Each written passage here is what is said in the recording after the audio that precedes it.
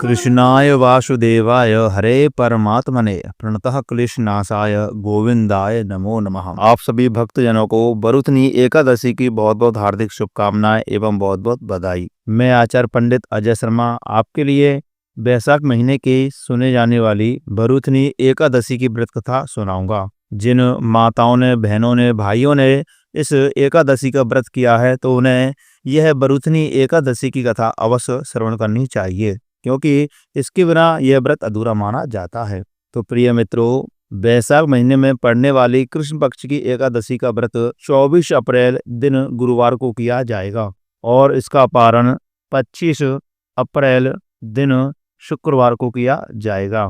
अगर आप विस्तृत जानकारी प्राप्त करना चाहते हैं तो हमारे YouTube चैनल पर वीडियो अपलोड कर दी गई है, तो वहां पर आपको पूजन की विधि एवं महत्व के बारे में जानकारी विस्तार रूप से प्राप्त हो जाएगी। तो प्रिय मित्रों, आज के दिन यमदेव को 1 लोटा जल अवश्य अर्पित करना चाहिए। ऐसा करने से आपके ऊपर यमदेव की भी कृपा बनी रहेगी, क्योंकि बैसाख महीने की कृष्ण पक्ष की एकादशी के दिन यमदेव का भी पूजन किया जाता है। तो आइए अब आप सुनेंगे बैसाख महीने की कृष्ण पक्ष की वरुथनी एकादशी की व्रत कथा। तो बोलिए विष्णु भगवान की जय, एकादशी महारानी की जय।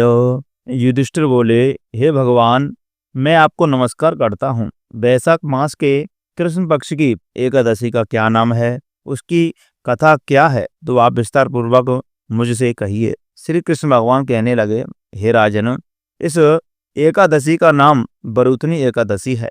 यह सौभाग्य देने वाली, सब पापों को नष्ट करने वाली तथा अंत में मोक्ष प्रदान करने वाली एकादशी है। इसकी कथा इस प्रकार है कि प्राचीन काल में नर्मदा नदी के तट पर मानधाता नामक राजा राज्य करता था। वह अत्यंत दानशील और तपस्वी था। एक दिन जब वह जंगल में तपस्या कर रहा था, तभी न जाने कहां से एक जंगली भालू आया और राजा का पैर दबाने चला। राजा पूर्ववत अपनी तपस्या में लीन रहा।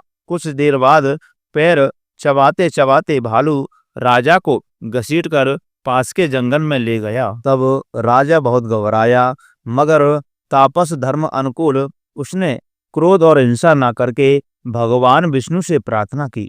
करुण भाव से भगवान विष्णु को पुकारा।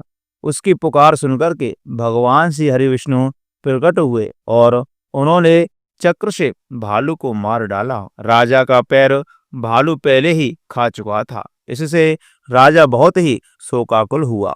उसे दुखी देख करके भगवान विष्णु बोले, हे वत्स, शोक मत करो, तुम मथुरा जाओ और वरुथनी एकादशी का व्रत रख करके मेरी बराह अवतार मूर्ति की पूजा करो। उसके प्रभाव से पुनः सुदृढ़ अंगों वाले हो जाओगे। इस भालू ने तुम्हें जो काटा है, यह तुम्हारे पूर्व जन्म का अपराध था। भगवान की आज्ञा मान करके राजा मानधाता ने मथुरा जाकर के श्रद्धा पूर्वक वरुथनी एकादशी का व्रत किया। इसके प्रभाव से राजा शीघ्र ही पुनः सुंदर और संपूर्ण अंगों वाला हो गया।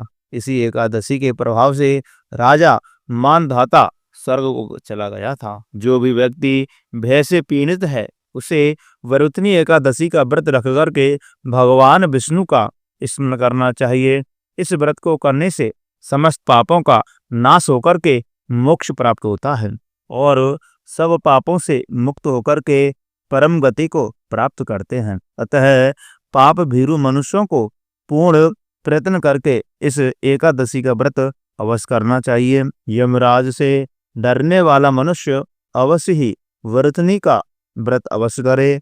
राजन, इसके पढ़ने और सुनने से सहस्त्र गोदान का फल मिलता है और मनुष्य सब पापों से मुक्त होकर के विष्णु लोक में प्रतिष्ठित होता है। तो प्रिय भक्तजनों, ये रही बैसाख महीने की कृष्ण पक्ष की वरुथनी एकादशी व्रत की कथा। जो भी भक्त इस कथा को सच्ची श्रद्धा, नियम और निष्ठा के साथ धारण करते हैं तो उन्हें भगवान विष्णु के दुर्लभ वैकुंठ लोक की प्राप्ति होती है। तो प्रिय भक्तजनों, आप सभी को वरुथनी एकादशी की बहुत बहुत हार्दिक शुभकामनाएं एवं बहुत बहुत बधाई। अगर आपको यह कथा अच्छी लगी हो तो कृपा करके वीडियो को लाइक अवश्य करें। कमेंट बॉक्स में ओम नमो भगवते वासुदेवाय अवश्य लिखें। अगर आप हमारे चैनल पर पहली बार कथा सुन रहे हैं तो कृपा करके चैनल को सब्सक्राइब अवश्य करें, बगल में लगी बेल आइकन घंटी को भी दबा दें, जिससे कि हमारे द्वारा जो भी जानकारी दी जाए वो आपको